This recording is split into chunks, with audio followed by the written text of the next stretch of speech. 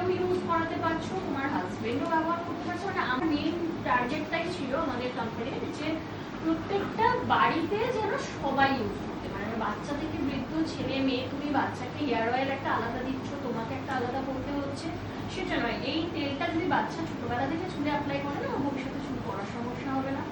চুলের যে একটা হয় যে এখনকার ওয়েদারের সঙ্গে দেখবে চুলটা ভীষণভাবে মেরে হয়ে যাচ্ছে, চুলের কোনো উজ্জ্বলতা নেই, সেই জিনিসটা মেনটেন থাকবে।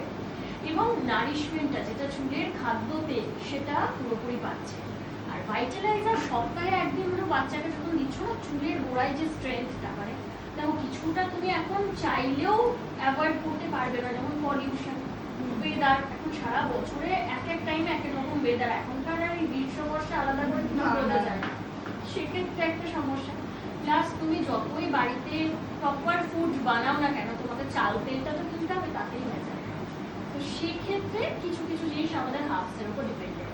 তুমি একটা সদ্যজাত বাচ্চা যখন একটা প্রপার প্রোডাক্ট দিয়ে বড় হলো না, সে যখন 3-3.5 বছর হয়ে গেল, তুমি যদি তাকে সারাদিনে একবার জলে গুলে এই হার্বসটা খাওয়াতে পারছো না, ওর ব্রেন ডেভেলপমেন্টে হেল্প করবে, ওর খিদেটাকে মেনটেন করবে, এনজাইম বাইলসের প্রপার সিক্রিয়েশন মেনটেন করবে, অটোমেটিক্যালি না বাচ্চা চরমনে থাকবে, এনার্জেটিক থাকবে।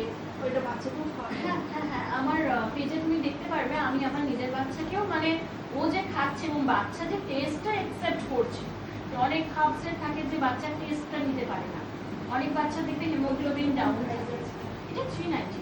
আচ্ছা, এবার এইটা মনে হবে ছোট কৌটো, কিন্তু এটা পরিমাণে খুব কম লাগে, একদম তোমার টিস্পুন, যেরকম ছোট চা চামচ হয়, সেই চা চামচের 1 চামচ রাত্রে গুলে রেখে দিলে। এইবার আরেকটু যদি মানে ধরো আমার মতন করতে চাও, আমি যেমন এটাকে রাত্রিরে ভিজিয়ে রাখি, পরের দিন সকালে এর মধ্যে একটু পাতিলেবু দিয়ে দিলাম, ঠিক আছে। মানে আমি যদি চাইছি যে আমার ওয়েট গেইন না হয়, আমি এটাকে স্কিপ করতে চাইছি, এবার সারা রাত্রিটা যেহেতু গরম জলে দিচ্ছি, আমি পরের দিন সকালে একটু পাতিলেবুর রস একটু হানি দিয়ে খেতে পারি। যদি এটার মধ্যে বিটরুট আছে, একটু মিষ্টি খেতেই লাগে, মানে টেস্ট খারাপ হয়, তুমি হানি স্কিপও করতে পারো। একটা সারাদিনের শুরুটাই তোমার হয়ে গেল একটা বেস্ট ওয়েতে। আচ্ছা, তোমার নাম তো ঋতুপর্ণা, কেমন লাগলো চেম্বারে এসে? খুব ভালো লেগেছে। যদি এরপরে রেজাল্ট যখন পেয়ে যাবে তখন তো আরো স্যাটিসফ্যাকশন, এখন তো সবে শুরু। যাই হোক, ঋতুপর্ণার সঙ্গে এটা আমাদের ফার্স্ট মিট ছিল।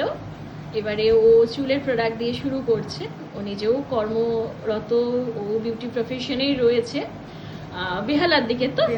হ্যাঁ, বেহালাতে। তো পরবর্তী সময়ে যদি কারোর এমনি ফেসিয়াল বা স্কিন ট্রিটমেন্টেরও দরকার হয়, ঋতুপর্ণার সাথেও আপনারা কন্ট্যাক্ট করতে পারেন।